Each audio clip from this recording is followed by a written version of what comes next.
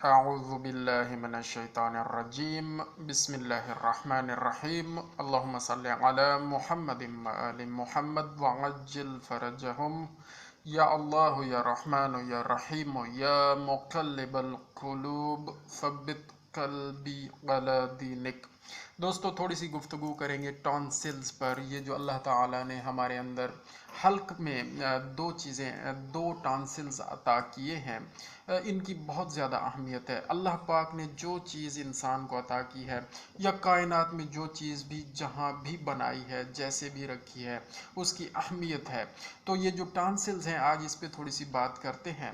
ٹانسلز کا بنیادی طور پر کام یہ ہے کہ یہ ایسی رطوبت خارج کرتے ہیں جو کہ تھوک بناتے ہیں۔ یہ رطوبت تھوک کو بنانے میں اہم کردار ادا کرتی ہے۔ اور وہ تھوک کیا کام کرتی ہے؟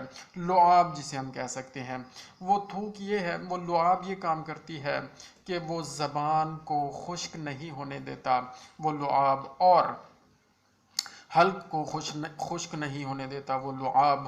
آپ بھی ذرا غور سے سنیں کہ وہ لعاب جو ہے زبان کو اور حلق کو خشک نہیں ہونے دیتا، اور کھانا کھاتے ہیں جو ہم، اس کو تر کر کے معدے تک پہنچانے میں اس لعاب کا بڑا ہی اہم کردار ہے۔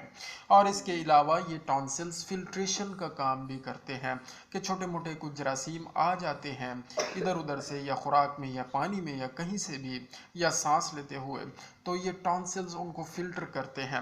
اور جب ان جراثیموں کی تعداد زیادہ ہوتی ہے یا وہ جراثیم کچھ اسٹرانگ قسم کے ہوتے ہیں، تو کیا ہوتا ہے پھر ان ٹانسلز میں سویلنگ ہو جاتی ہے، سوزش ہو جاتی ہے۔ تو دوستو ہم یہی آپ کو بتانا چاہتے ہیں کہ ٹانسلز میں جب خرابی ہوتی ہے تو وہ سوزش ہو جاتی ہے، لیکن سوزش ایک طرح سے ٹھیک بھی ہے، اور اگر زیادہ ہو جائے تو پھر نقصان دہ ہے۔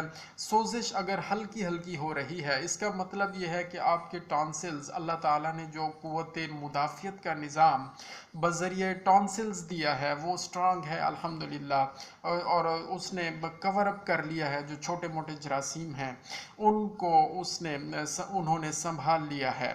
اگر جراثیم کو سٹرانگ قسم کے آ جاتے ہیں، یا اگر خود ٹانسلز ہی کمزور ہو گئے ہیں، یا قوت مدافعت کا نظام، جسمانی نظام، یا جسمانی طور پر انسان کمزور ہو گیا ہے کسی بھی وجہ سے، تو پھر یہ ٹانسلز اتنا کور نہیں کر سکتے ان جراثیم کو، اور جب وہ کور نہیں کر سکتے تو پھر ان میں سویلنگ زیادہ ہو جاتی ہے۔ سویلنگ مینز سوزش زیادہ ہو جاتی ہے۔ آپ سن رہے ہیں سر غور سے؟ ٹھیک ہے، تو یہ ہوتا ہے۔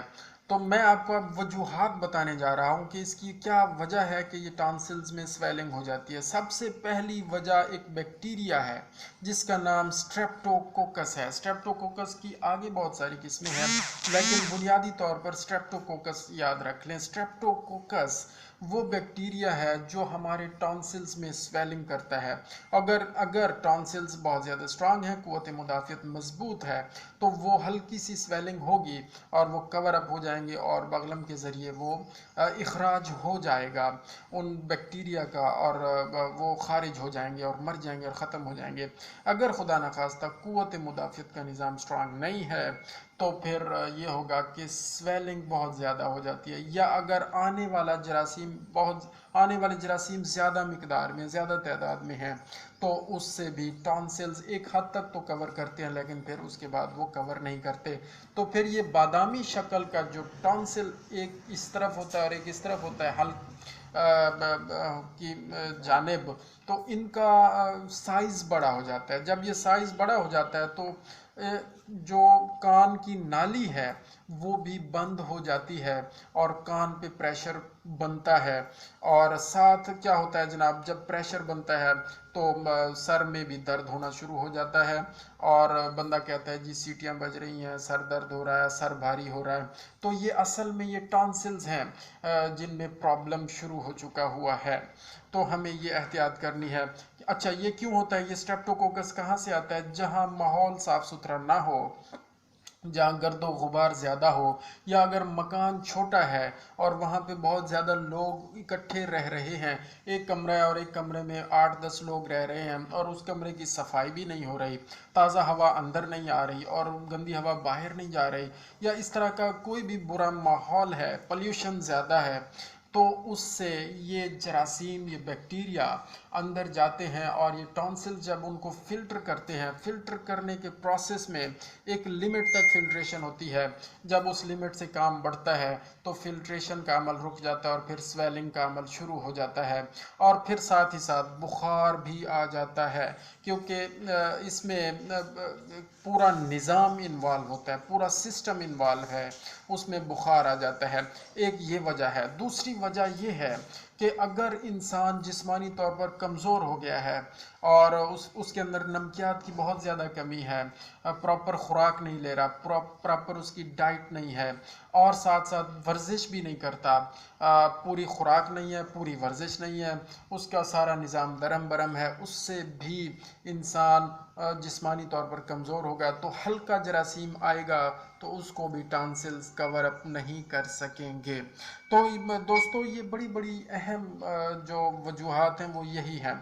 अच्छा, इसके साथ और जो वजूहात हैं, ग़िज़ाई वजूहात, वो ये हैं जब हम खट्टी चीज़ें इस्तेमाल करते हैं, तुर्श चीज़ें इस्तेमाल करते हैं, तो उनसे भी बाज़ लोग बहुत ज़्यादा सेंसिटिव होते हैं, तो हल्की सी खट्टी चीज़ भी उनको नुकसान दे जाती है और टॉन्सिल्स स्वेलिंग की तरफ चले जाते हैं। और इसी तरह बहुत ज़्यादा ऑयली चीज़ें भी कुछ लोगों को परेशान कर देती हैं। तो हमने अपनी तबीयत के हिसाब से ये देखना है कि हमारे टॉन्सिल्स कहाँ पे अपना काम करना छोड़ देते हैं, तो उन चीज़ों से बचना है और उन चीज़ों से दूर रहना है। और अहम चीज़ ये है कि अच्छी साफ़ सुथरी फ़िज़ा में रहा जाए और सफाई का ख़ास ख्याल रखा जाए, और जनाब मॉर्निंग वॉक या इवनिंग वॉक, जब भी टाइम मिले थोड़ी सी वॉक का, एक्सरसाइज का इंतज़ाम ज़रूर करना चाहिए। तो इसमें अगर ये स्वेलिंग हो जाती है तो ज़ाहिर है डॉक्टर साहब से रुजू करना है और उन्होंने जो मेडिसिन रिकमेंड करनी है वही यूज़ करनी है। एरिथ्रोमाइसिन बहुत ज़्यादा इसमें इस्तेमाल की जाती है, लिंकोमाइसिन इस्तेमाल की जाती है, लेकिन अपनी मर्ज़ी से कोई मेडिसिन इस्तेमाल नहीं करनी। जो डॉक्टर साहब रिकमेंड करें वही मेडिसिन यूज़ करनी है, सेल्फ मेडिकेशन से परहेज़ किया जाए। जज़ाकल्लाहु खैरा। अल्लाहुम्मा सल्लि अला मुहम्मदिन व आलि मुहम्मद व अज्जिल फरजहुम।